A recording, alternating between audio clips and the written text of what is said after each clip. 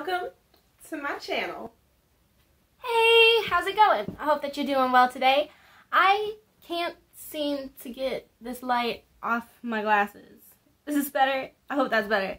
Anyways, I had a fun idea to try and make boba balls, right? So, funny story about it. I tried to make homemade boba and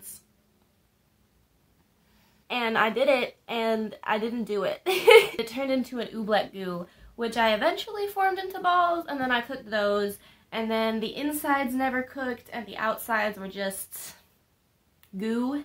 But tasty. It did taste well. Well? It tasted good. Tasted like boba, just powdery.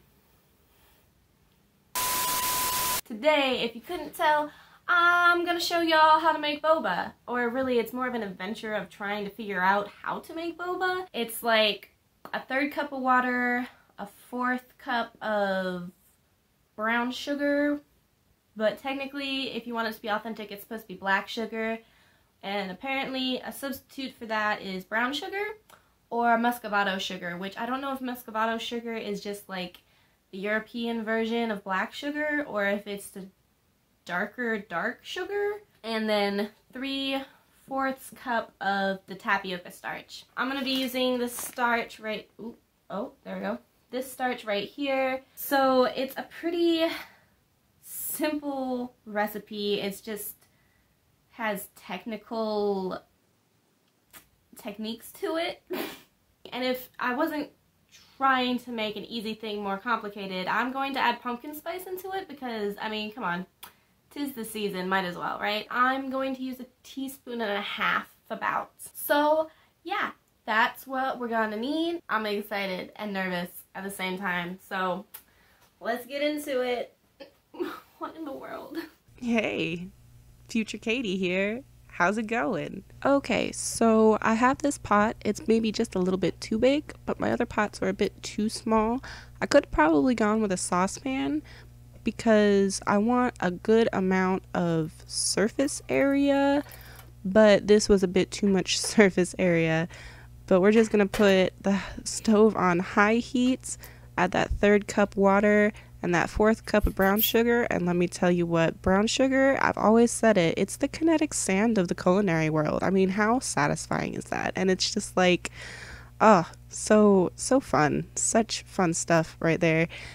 Anyways, we're gonna be stirring this until it starts to simmer, and then we're going to go ahead and add about probably a tablespoon of the tapioca starch into there. Take it off the heat real quick and stir that in until it's completely dissolved into the water. Once you have it back on the heat, you're going to go ahead and turn that down to a low medium heat, and you're going to continue to stir this until it is thickened or just slightly boiling, simmering, whatever you want to call it. It's going to bubble a little bit. You'll also notice that the color changes from an opaque light brown to a semi-transparent darker brown. And to be honest, I don't know if I completely cooked it as much as I should have. I was getting nervous that I was going to overcook this again. So this was about the point and viscosity that I decided to go ahead and take it off the heat, turn off the oven, and add the rest of the tapioca starch to it. And when you're doing this, you're going to want to stir it, but you're not going to want to completely stir it together. To be honest, I probably should have put the pumpkin spice in there at this point as well, but that didn't end up mattering too much. I guess you'll see. So the next step you're going to do is you're going to powder your work surface with a little bit of the tapioca starch and plop that nice ooblecky-esque mixture onto the table, add the pumpkin spice on there, and start kneading.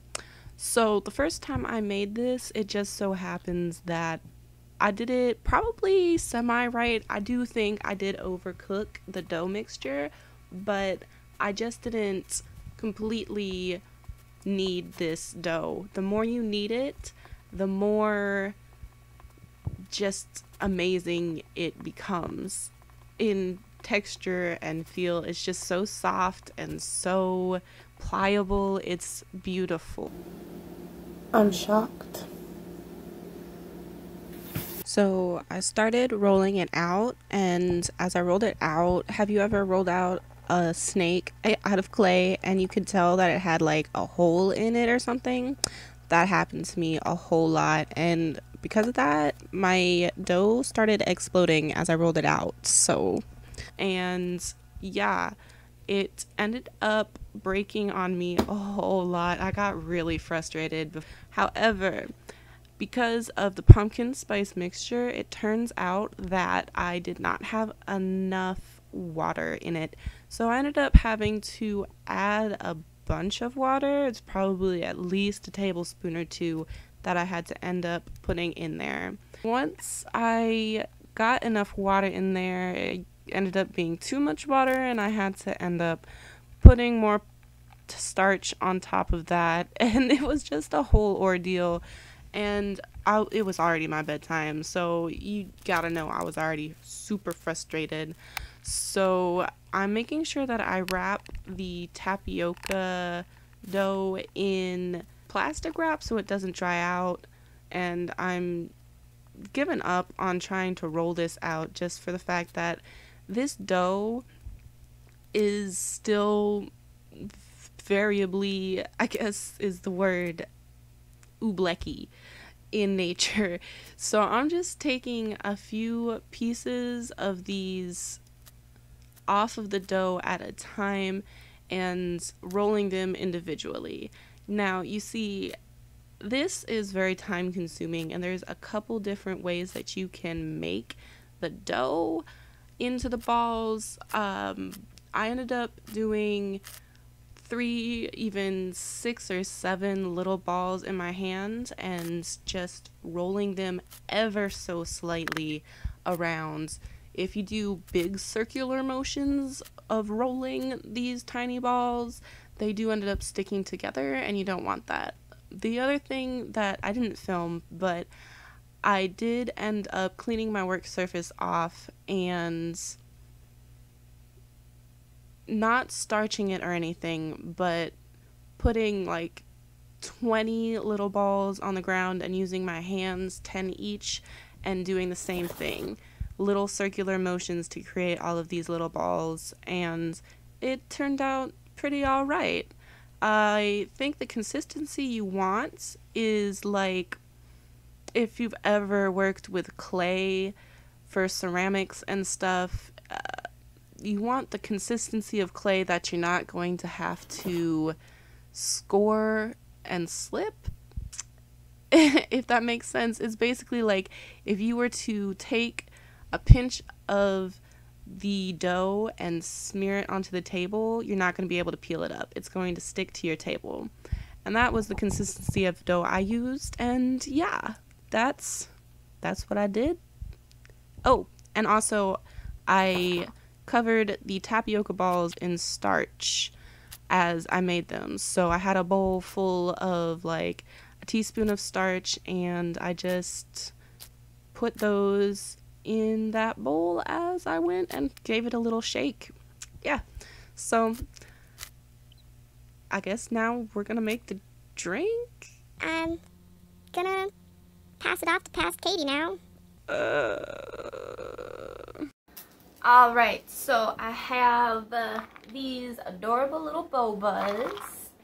I didn't know exactly what size I needed to do to fit my straws, but it'll look cute either way, and they're supposed to expand, so I didn't use all the dough either. I have this left over. I think I should probably put this in the fridge. Just kidding. In my research, it said something about putting the boba in the fridge changes the flavor or like the consistency or something, but freezing it is completely fine. This boba right here will last out in an airtight container for about 3 months. So to prepare this boba, which is my highlight of the day, to be honest, I'm putting a fair amount of water in there. I'm going to put this on the stove to boil. Then I'm going to put in, I'll just do half a cup of boba to start. That sounds fun. Okay, see you at the end. Hello, I am back, and the water's not boiling yet, but I figured I might as well go ahead and make the syrup. So what I'm going to do for that is it's 1 part water to 1 part brown sugar, whatever sugar you're using. And then you reduce that on a simmer till it's a syrup consistency. I'm going to do half a cup sugar.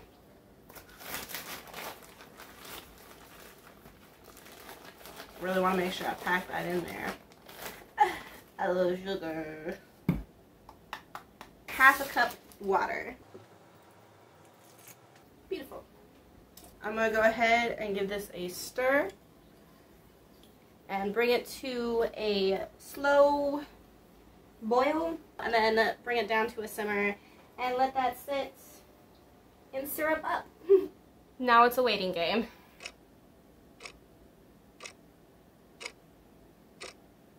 Okay, so I decided to go with a little under a half cup. I just wanted to show y'all what it looked like when you put it in, and you want to make sure you get, oh my gracious, you want to make sure you give that a stir and let it come back up to a boil before you stop stirring, because it will start to stick the boba together.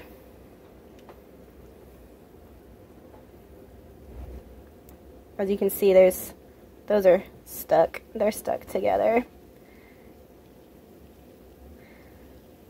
But yeah, lovely stuff, delicious.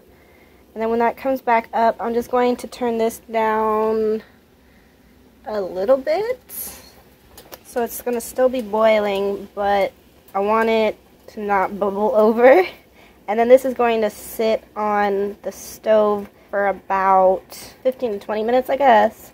These are kind of small though, so I'll check it at 10. This is what we have over here going on with the syrup. I'm going to go ahead and turn this down to a medium and just make sure I stir that every once in a while. Delicious. So I'm not 100% sure if this is like okay to do to eat raw tapioca, but I figured while I was waiting, I'd go ahead and give these a little bit of a taste test. So, thumbs up.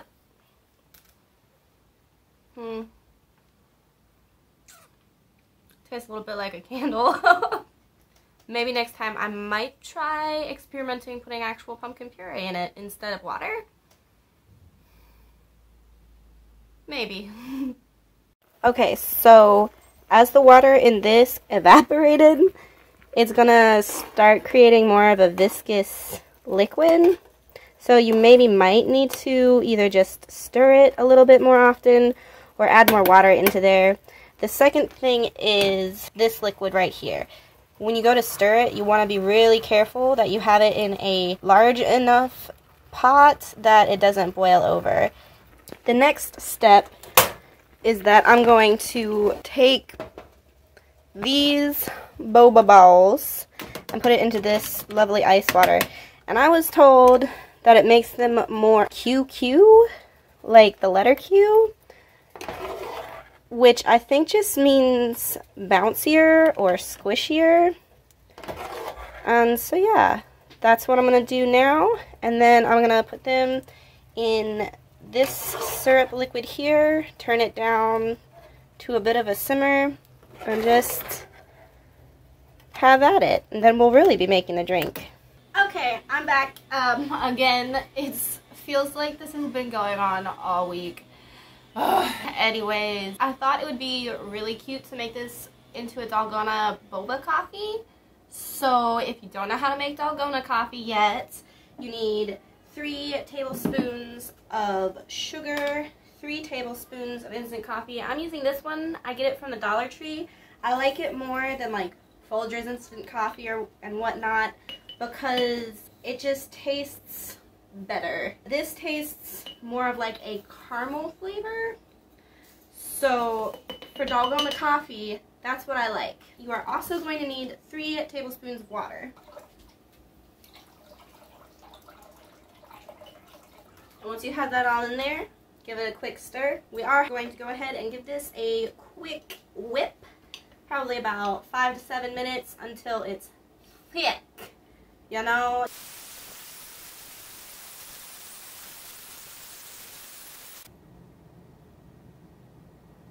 Alright, yeah.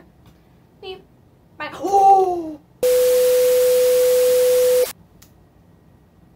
That did not pass the blizzard test. I'm gonna clean this up. I'll be right back. Well, now that that excitement is over. Okay. My door just closed on itself, but my windows are open, so I know it's not a ghost. Okay. Anyways, gonna continue on with this lovely thing. So I'm just gonna go ahead and drop all of these in there. I'm not really too worried about draining off the syrup, but I don't want all of the syrup in there because that's a lot of sugar. Yep, that tastes like caramel. And I wanted to try, it's like a tiger stripe thing, and I guess what you do is you just swirl this. I'm gonna get out some ice.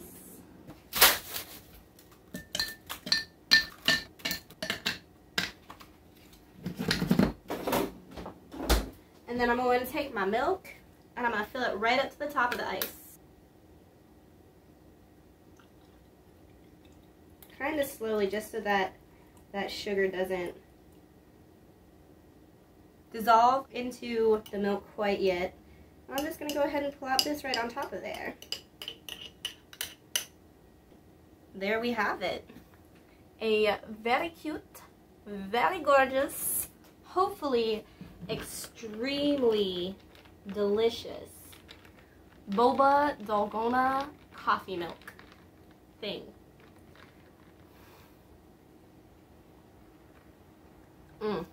Yes. Oh my gosh. Okay. So I haven't gotten any of the boba yet.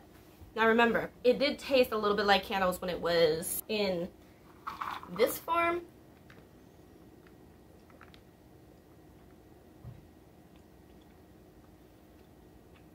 Those cooked right though. Yes. It's definitely good. I don't even know why I was worried at this point. Definitely give this a try. I hope that you're having a good time wherever you're at.